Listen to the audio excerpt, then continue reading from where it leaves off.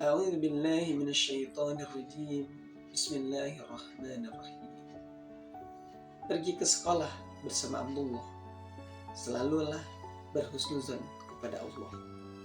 Assalamualaikum warahmatullahi wabarakatuh. Alhamdulillah, wassalatu wassalamu ala Rasulillah wa ala alihi wa mawalah. Amma ba'd. Sahabat-sahabatku yang dirahmati Allah Subhanahu wa taala. Dalam setiap aktivitas kita pasti akan ada beririsan dengan takdir Allah. Entah kita sebagai seorang guru, atau kita sebagai seorang presiden, atau kita sebagai seorang supir angkot, dan seterusnya. Semua pasti beririsan dengan takdir Allah. Karena sebelum kita dilahirkan, Allah sudah menulis yang namanya kita jadi apa, amalan kita apa, kapan meninggalnya, rezekinya berapa, udah Allah jamin, udah Allah tulis, nggak akan ketukar.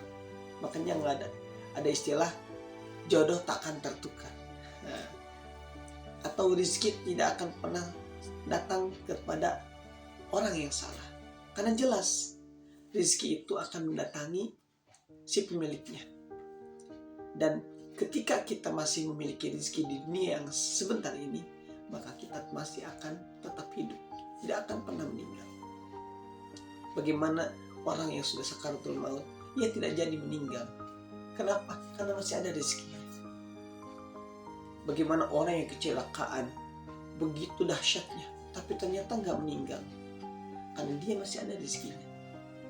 Tapi bagaimana orang yang sehat, kemudian muda, lalu tidak ada masalah dengan dirinya, tapi Allah meninggalkan ia karena dia sudah waktunya meninggal, bukan karena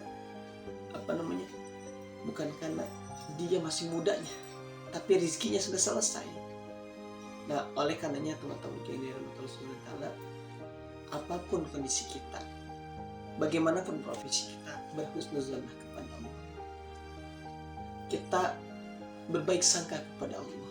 Kalau misalkan kondisi kita hari ini di bawah normal, maksudnya di bawah normal itu nggak seperti tetangga yang dia sebagai atasan, mobilnya banyak, rumahnya mewah, dan seterusnya. Kita membandingkan dengan itu, maka kita akan merasa kecil. Dan itulah kenapa Rasulullah SAW mewanti-wanti kita, memberikan batasan dalam membandingkan. Apa kata Rasulullah? Unzur ila man asfala minkum. Masalah dunia ini, lihat kepada orang yang di bawah kalian, kata Rasulullah. Kalau kita sebagai orang miskin, maka lihat di bawah kita orang yang fakir miskin, maka kita akan bersyukur.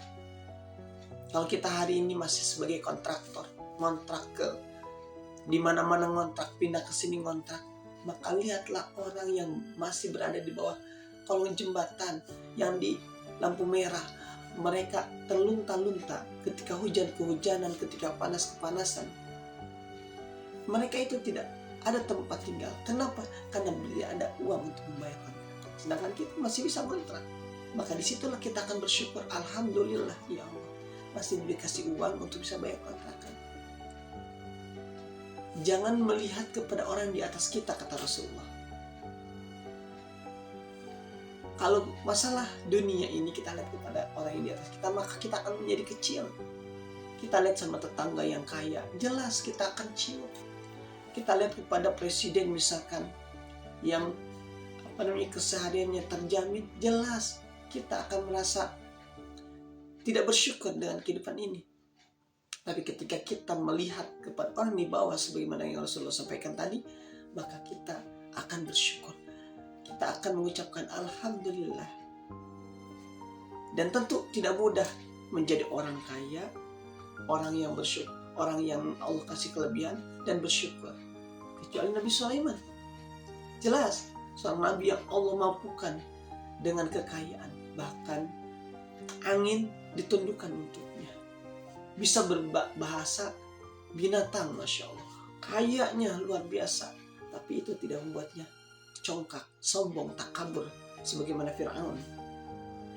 Beliau meminta kepada Allah agar bisa bersyukur dengan apa yang Allah timpakan, dan kita harus belajar kepada itu.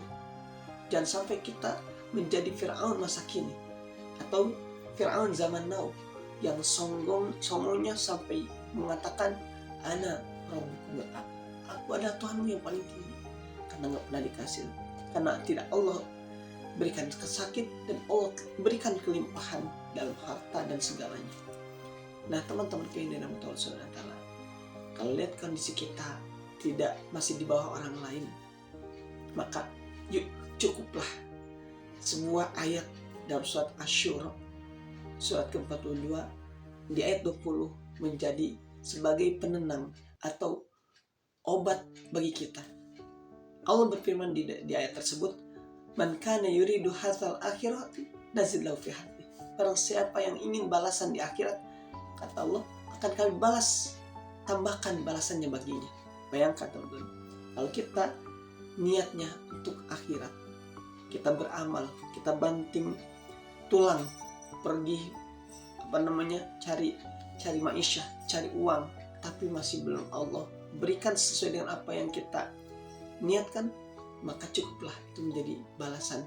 Kita harapkan ini dalam rangka berjuang untuk keluarga kita, untuk diri kita, sehingga kita tidak menjadi peminta-minta. Maka kata Allah, ketika itu diniatkan karena Allah, ingin balasan di akhirat, Allah akan tambahkan. Lalu apa lanjutan ayatnya? Wa man kana yuridu hatta dunya nuti minha. Man kana yuridu hatta dunya nuti minha. Barang siapa menginginkan balasan di dunia, maka akan kami berikan setengahnya. Bayangin teman-teman, kalau kita pengen balasan di akhirat, Allah tambahin. Tapi kalau pengen balasan di diri, kata Allah, aku kasihkan setengahnya. Ibaratnya kalau misalkan 100% jatahnya, tapi Allah kasih 50-nya. Dan lanjutan ayat di akhirnya, wa malahu fil akhirati min nasib. Dan tetapi dia tidak akan mendapatkan sedikit pun di akhirat. Masya Allah. Ini sebuah berita gembira bagi mereka yang bersyukur dengan apa yang Allah kasih.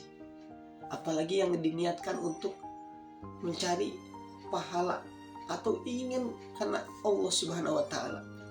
Kita beribadah, kita mengajar, kita berpuasa, kita zakat, kita membantu orang lain, niatkan karena Allah. Niatkan karena ini bagian daripada yang Allah sukai, maka cukuplah. Kalau tidak di dunia ini dibalas, adalah dibalas di akhirat. Itu juga yang teringat dengan bagaimana Ibunda Aisyah radhiyallahu anha menginginkan balasan itu bukan di dunia, pengen di akhirat. Kenapa? Jelas ini Allah yang menyatakan. Ketika Allah sudah berjanji, Allah sudah menyampaikan sebuah informasi, tidak akan pernah tersalahi, tidak akan pernah ingkar janji. Bukan kayak manusia teman-teman, atau para pejabat ketika sedang mau pemilihan, mereka janji 1, 2, 3 dan seterusnya. Bahkan kalau kata Ustaz Kisat Latif, mereka itu menjadi orang yang murah tersenyum, apa-apa dikasih, dan sampai ngasih kartu nama. Kalau ada perlu apa-apa, nih kartu namanya. Biar apa? Biar dipilih menjadi calon caleg atau misalkan presiden kemarin.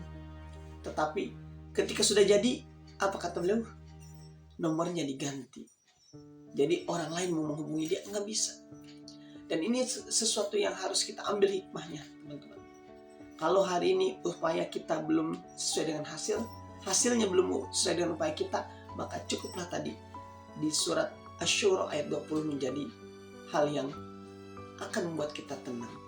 Ya sebagaimana kemarin Anies Baswedan bersama Gus Imin sudah berusaha bertarung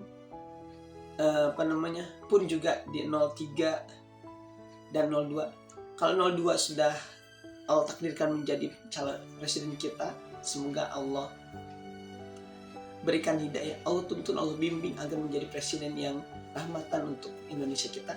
Tetapi ketika yang tidak, misalkan di 03 maupun 03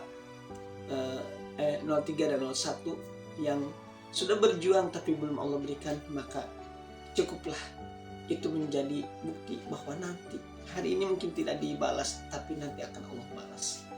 Teman-temanku yang dirahmati Allah Subhanahu wa taala, mudah-mudahan kita semua Allah berikan hati yang senantiasa lapang, yang senantiasa ikhlas dengan apa yang Allah kasih. Karena sejatinya kata Allah, la isyakatum la azidannakum wa la in kafartum inna adzabi lasyadid. Kalau kalian bersyukur aku tambahkan, dan kalau kalian kufur maka ingatlah bahwa azabku sangat pedih. Barakallahu fikum, kurang dan lebihnya mohon dimaafkan. Salam akal sehat. Assalamualaikum warahmatullahi wabarakatuh.